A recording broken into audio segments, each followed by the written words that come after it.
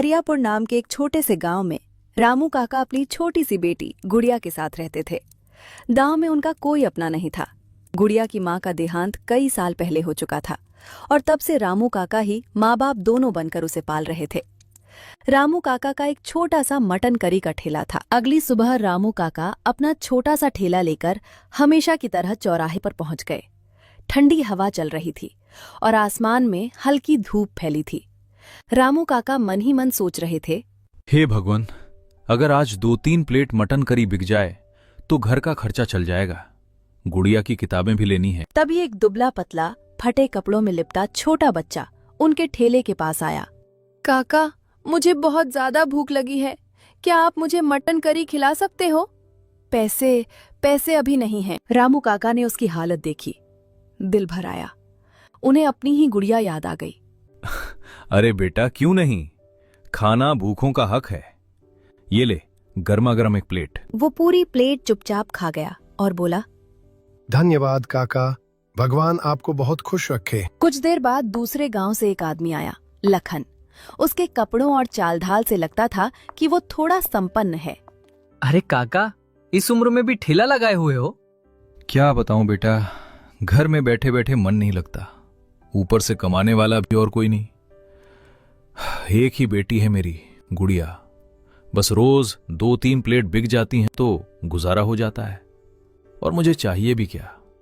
सही बात है काका, चलिए मेरे लिए भी एक प्लेट लगा दीजिए। रामू काका ने तुरंत एक प्लेट गर्मा गर्म करी परोसी। लखन ने पहला ही कौर खाया तो उसकी आंखें चमक उठीं। अरे वाह काका, ऐसा मटन तो मैंने आज तक नहीं खाया, ये तो कमाल का स्वाद है। अरे बेटा, ये सब गांव की मिट्टी का स्वाद है। काका, आप मेरे साथ मेरे गांव चलिए, मैं आपको आधे पर रख लूंगा। जितनी कमाई होगी आधी आपकी आधी मेरी, खूब चलेगा आपका स्वाद वहां।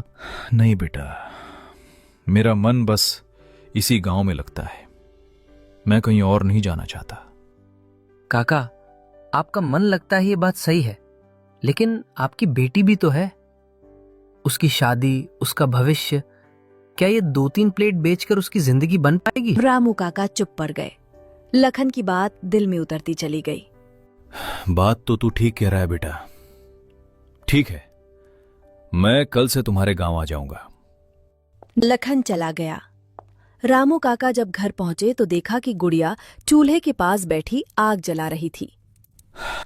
अरे बेटा, बाहर तो बहुत ठंड है, अच्छा किया तूने आग जला ली। हाँ पिताजी, मैं आपका इंतजार कर रही थी, आप देर क्यों कर दिए? बेटा, हमें कल से दूसरे गांव जाना है। पर क्यों पिताजी, हम अपने गांव में ही ठीक थे, क्या हम इस गांव में नहीं रह सकते? नहीं मेरी गुड़िया, बात रहने की नहीं है, बात तेरे भविष्य की है। भविष्य? पिताजी, हम यहाँ भी खुश हैं, आप क्यों परेशान होते हो? देख बेटा, एक लड़का आया था, लखन। वो दूसरे गांव में एक बड़ा होटल चलाता है। उसने मुझे काम पर रख लेने का वादा किया है, अच्छी कमाई होगी। पिताजी, मुझे आपकी खुशियों से बढ़कर कुछ नहीं, जहां आप रहोगे वही मेरा घर है। गुड़िया और रामू काका दोनों गांव छोड़कर दूसरा गांव आजता है। अरे रामू काका, आप आ ही गए, चलिए अच्छा हुआ समय पर पहुंच गए। हाँ बेटा, जैसा कहा था वैसा ही सुबह सुबह निकल पड़े। बहुत बढ़िया। काका, जल्दी से काम पर लग जाइए, आज भीड़ बहुत होगी और इराक भैया कभी भी आते ही होंगे। आप मटन करी बनाना शुरू कर दीजिए।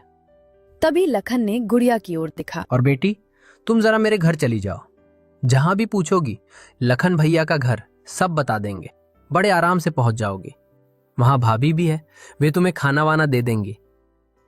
पिताजी, मैं अकेली कैसे जाऊं? डर मत बेटा, लखन बेटा बुरा नहीं है, उसके घर जा, भाभी से मिलना, बहुत अच्छे रिलेटेड है। रामू काका ने जैसे ही कड़ाही में मसाले डाले, खुशबू पूरे होटल में फैल गई।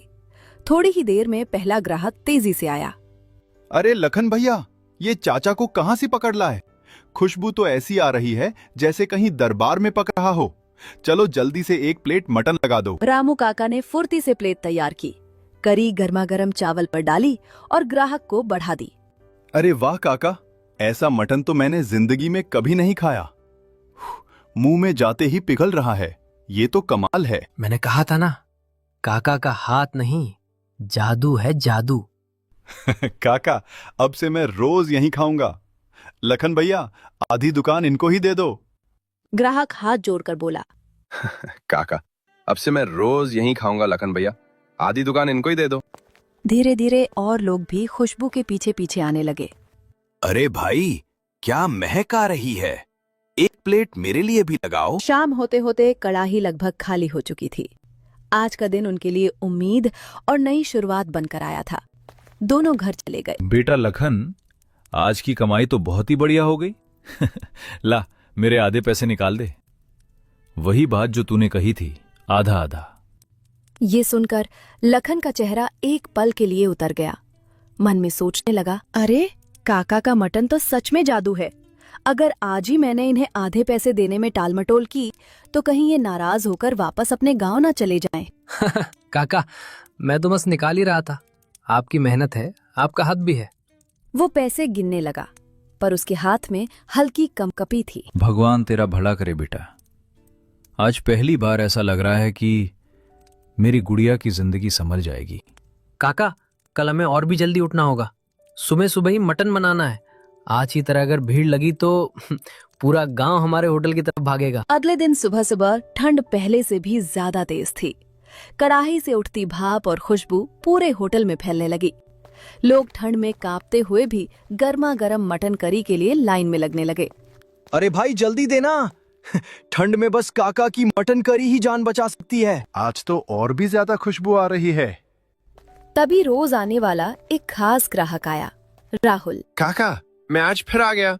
आपके हाथ की मटन करी के लिए तो मैं रोज यहाँ तक पैदल आता हूँ। ऐसा स्वाद तो पूरी दुनिया में नहीं मिलेगा। अरे बेटा, तू रोज इतना दूर से आता है, मुझे तो शर्म आ जाती है। भगवान तेरा भला करे। काका, आपका खाना मेरे लिए दवा जैसा है। ठंड में आपका गरम मटन, वाह। लखन भैया, आपने बड़ा अच्छा फैसला किया इन्हें लाके। ये सुनकर लखन के चेहरे पर हल्की तकरार की झलक आ गई। अंदर ही अंदर वो बुरी तरह जल उठा। हर कोई बस काका काका करता है। अरे दुकान किसकी है, नाम किसका है, मुनाफा किसका होना चाहिए। अब तो मैंने मटन करी बनाना सीख भी लिया है, फिर इस बूढ़े को रखने की क्या जरूरत। आज रात ही इसे निकाल दूंगा, पूरी कमाई मेरी होगी। पूरा दिन भीड़ पहले दिन से भी ज्यादा रही। हर प्लेट की तारीफ सिर्फ एक ही नाम से शुरू और खत्म हो रही थी। दुकान बंद करके दोनों अपने अपने घर जाने लगते। काका, मेरे आधे पैसे निकाल दो। आज अच्छी कमाई हुई है। हाँ बेटा, क्यों नहीं। ये ले तेरे आधे पैसे। ऊपर वाले की मेहर है, आज अच्छा दिन रहा। और सुनो काका, कल से आप दुकान पर मत आना। क्या बोला तूने बेटा, मैं दुकान पर ना हूं? अरे कुछ गलती हो गई क्या? नहीं काका, गलती वगलती कुछ नहीं। बस अब मैं आपसे मटन करी बनाना सीख गया हूं, तो भला मैं आपको आधे पैसे क्यों दूं? अब से दुकान में अकेला ही चलाऊंगा। लेकिन बेटा, तू मुझे मेरे गांव से यही कहकर लाया था कि आधे पैसे तेरे आधे मेरे, हम साथ मिलकर मेहनत करेंगे। हाँ काका, लाया था, लेकिन अब मेरा मन नहीं है। आप अपना गांव वापस चले जाइए, मुझे अब किसी की जरूरत नहीं। बस बहुत हो गया। आप दोनों कल से यहां मत दिखना। दुकान मेरी है, मेहनत मेरी है, और अब कमाई भी मेरी होगी। ठीक है बेटा, तेरे मन में अगर लालच आ गया है तो मैं क्या कर सकता हूं। लेकिन एक बात याद रखना, खाना बनाने का तरीका सिर्फ देखने से नहीं आता, उसका जादू हाथ में होता है, और वो जादू किसी लालची दिल में टिकता नहीं है। काका अपने फटे बैग को कंधे पर टांगते हैं और धीरे धीरे अंधेरा होते रास्ते पर चल पड़ते हैं। अगले दिन सुबह लखन बड़े जोश में दुकान खोलता है। उसके चेहरे पर एक तिरछी मुस्कान होती है। आज देखना, लोग मेरी बनाई मटन करी के भी दीवाने हो जाएंगे। काका समझते क्या थे, अपने हाथ का जादू। कुछ देर में पहला ग्राहक आता है। अरे लखन भैया, एक दमदार मटन करी दे दो, ठंड में गर्मा गर्म मजा आ जाएगा। गिरा पहला निवाला मुंह में डालता है और उसका चेहरा तुरंत बिगड़ जाता है। अरे ये क्या है, ये मटन करी है या उबला हुआ पानी? स्वाद कहाँ है, मसाला कहाँ है, मटन कच्चा क्यों लग रहा है? लखन एक पल को हक्का बक्का रह जाता है। क्या बोल रहे हो भाई, जैसे रोज बनती थी वैसे ही बनाई है। नहीं बत करो, ये तो बिल्कुल खराब है। मैं तो खत्म भी नहीं कर पा रहा। इतने में सुनील तेजी से आता है, हाथ रगड़ता हुआ, ठंड से जूझते हुए। लखन भाई जल्दी से एक प्लेट मटन करी लगा दो, ठंड में कुछ गरम खा लूं। और काका कहाँ है? दिख नहीं रहे 2 दिन से। लखन बिना जवाब दिए प्लेट रख देता है। सुनील कौर लेता है और तुरंत थूकने जैसा मुंह बनाता है। अरे ये किसने बनाई है? ये तो बिल्कुल खराब है। मैंने तो काका के हाथ की करी खाई है, उसमें तो जान होती थी। लेकिन ये तो कुछ भी नहीं है। लखन की भौहें सिकुड़ जाती हैं। यार प्लीज ऐसे मत बोलो, बन तो वैसे ही रही है जैसे काका बनाते थे। अरे हाँ हाँ, बिल्कुल बेकार है। मटन जैसे कच्चा पड़ा हो, मसाला जैसे कहीं खो गया हो। अरे लखन भाई, ये आपके बस की बात ही नहीं है। सच कहें तो बेटा, काका के हाथ में सच में कोई जादू था और तूने उन्हें निकाल दिया लालच में। एक एक करके सारे ग्राहक प्लेटें छोड़कर चल देते हैं। दुकान के सामने सन्नाटा छा जाता है। राहुल को कई दिनों से काका की याद सताने लगती है। काका की बनाई मटन करी का स्वाद ही नहीं, उनकी हंसी, उनकी बातें सब उसके दिल में बस गए थे। एक दिन वो ठंड में कांपते कांपते काका के गांव पहुंच जाता है। अरे काका, अब यहाँ क्या कर रहे हो? आपने दुकान क्यों छोड़ दी? अब तो आप हमारे गांव में दिखते भी नहीं। सब लोग आपको बहुत याद कर रहे हैं। क्या बताऊं बेटा राहुल, दिल टूट गया बस। लखन मुझे मेरे गांव से ये बोलकर लाया था कि आधी कमाई उसकी और आधी मेरी। सोचा था चलो मेहनत कर लूंगा, गुजारा हो जाएगा। पर जैसे ही कमाई बढ़ी, उसका मन बदल गया। काका, उसने बहुत गलत किया आपके साथ। लालची इंसान था वो, आपको इस्तेमाल किया और फिर निकाल दिया। लेकिन काका, एक बात जान लो, किसी के देखने से रेसिपी नहीं सीखी जा सकती। आपके हाथ में जो जादू है। बेटा अब कहां से शुरू करूं? न ठेला है, न बर्तन, न ही पैसे बचे हैं। थोड़े बहुत जो जमा थे, सोच रहा हूं बेटी की शादी कर दूं। मेरी उम्र भी ढल रही है बेटा, किस किस चीज के लिए भागूं? काका, आपने मुझे हमेशा बेटे की तरह प्यार दिया है। अब आपकी बारी है कि मुझे आपको संभालने दो। नहीं बेटा, मैं तेरे पैसों पर बोझ नहीं बनना चाहता। तू खुद मेहनत करता है, तेरे भी तो सपने होंगे। काका, आप बोझ नहीं, गौरव हो मेरे लिए। और रही सपनों की बात, मेरा एक ही सपना है, आपकी दुकान फिर से चले, आपकी मटन करी से गांव में खुशबू फैल जाए और आपकी बेटी की शादी धूमधाम से हो जाए। तू सच कह रहा है बेटा? क्या तू मेरे साथ ठेला चलाएगा? हाँ काका, आप बनाना, मैं बेचना। आपका सम्मान हमेशा सबसे ऊपर रहेगा और कसम से मैं आपको कभी अलग नहीं करूंगा। हम दोनों एक टीम रहेंगे। राहुल के साथ काका का ठेला दोबारा लग चुका था। सुबह सुबह गांव की गलियों में मसालों और देसी घी की खुशबू फैलने लगी थी। कुछ ही दिनों में ठेले पर भीड़ उमड़ने लगी। पहला ग्राहक गरम गरम भाप उठती कढ़ाई देखता ही बोल उठता, अरे काका, आप वापस आ गए। हम तो समझ बैठे थे कि अब कभी आपका मटन खाने को नहीं मिलेगा। कहाँ जाऊंगा मेरे भाइयों, बस जिंदगी ने थोड़ी परीक्षाएं ली थीं। अब आया हूं तो रोज ताजी गरम गरम मटन करी खिलाऊंगा। आप जैसे लोगों की दुआएं जो साथ हैं। ग्राहक पहला निवाला खाते ही तालियां बजा देता है। अरे वाह काका, ये तो वही पुराना जादुई स्वाद। कदम जबरदस्त। आपके हाथ का मटन तो दिल में उतर जाता है। कई महीनों से दुकान बहुत अच्छा चल रहा था।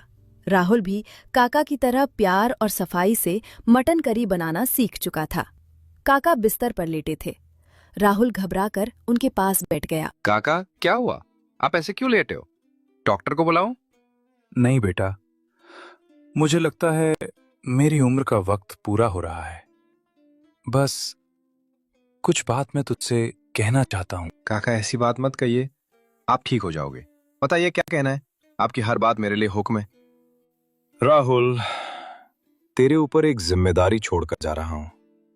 मेरी गुड़िया, मेरी बेटी, इस दुनिया में उसका कोई नहीं बचा मेरे बाद। पिताजी, आप हमें छोड़कर मत जाइए। हम अकेले कैसे रहेंगे? बेटी, हर इंसान को एक दिन जाना होता है।